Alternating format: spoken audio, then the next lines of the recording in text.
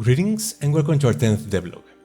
I am Mark, and in this video I will show you the progress in our interaction system and the next obstacle we found when working on our mechanic to lift and carry objects and when throwing projectiles. All of these coming up next.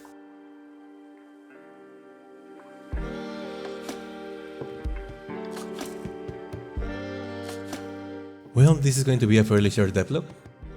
I do not know if you remember the small inconvenience we encountered 5 weeks ago when starting the parkour system, but that ghost has made its reappearance in this new system of interactions. But if you haven't watched the video, I can explain quickly. At that time we discovered that to create a parkour system, the ideal method is to use a humanoid rig with root motion and target matching in order to adapt the movements of the character to the various heights of different obstacles. A task that would require re-downloading and configuring all the animations of our character, and redoing to some extent our movement code to complement these new tools. Although the idea of changing from its foundations our main codes did not excite us very much, and redoing from scratch the animator of our character seemed a rather tedious task, not only because of the amount of animation it uses, but also because of the amount that I manually modified by adjusting keyframes from patches of different mix-ammo animations. We really saw in root motion and target matching new tools that well could be worth the time investment.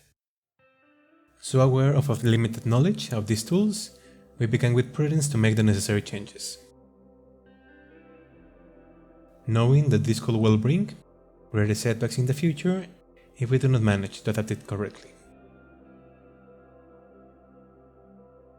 Finally, after a few days working on these adjustments and several unexpected results that led us to question the certainty of this path, I found a way to adapt parts of this new code to a different transition system based on line twinning so that we could emulate the desired results of root motion, keeping our animations and original code. Oh, those were the days. And this brings us to the current situation. I already knew that our interaction to lift and carry the peaks, and throwing projectiles, as well as representing through animation the damage and fatigue of our character, was going to require the introduction of animation layers. After all, at some point we have already worked with them. That, in summary, allow you to overlay sectioned animations on your character to combine actions and conditions, like combining the animation of the legs walking with the throwing of the torso to be able to throw objects while moving, or the animations of running and carrying to take our farm animals back to their pen. What I didn't remember was that to use these layers, you need a humanoid avatar and rig in all your animations, precisely to be able to identify and separate these areas of the body.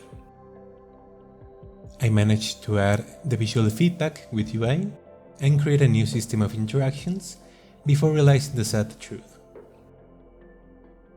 Now we are really going to need to download, configure and edit all our animations again from scratch, and not only the ones we thought necessary 5 devlogs ago, but also all the new animations that we used to create the parkour system, which for the most part are deeply edited to adapt to our obstacles. And there's no alternative. The animation layers are indispensable not only for interactions, but also for facial expressions, to allow the characters to turn their heads while speaking, and in general, to deeply enrich the characterization in the game.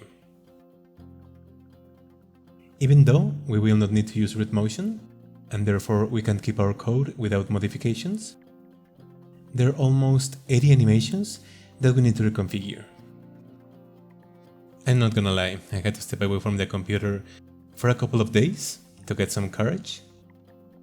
Although leaving a like or subscribing to the channel would be much more efficient, or perhaps leaving a comment or suggestion to protect us from our ignorance in future occasions would also be amazing. And well, that was the progress, or rather the lack thereof, from this last week. It's not the first time that a project leads us to go back in our steps, and surely it will not be the last. Unfortunately, it is inevitable in this complicated field, but also for this reason is that we like to get involved in the whole process. Sometimes the only way to move forward is getting kicked in the butt. But anyway, for now, I have already set straight about half the animations. Almost all the parkour actions require minor adjustments, but most of them are somewhat working properly. Now with renewed strength, we should get this resolved for the most part for our stream on Tuesday. Link to our Twitch and social medias in the description. And our goals for the last week, if all goes well, should be achieved by the next DEVLOG. I thank you very much for your consideration and for staying with us until the end of the video. I am Mark from Tryhard Studio. Until next week. And finally, just to wish us always a lot of success in your projects, and see you soon.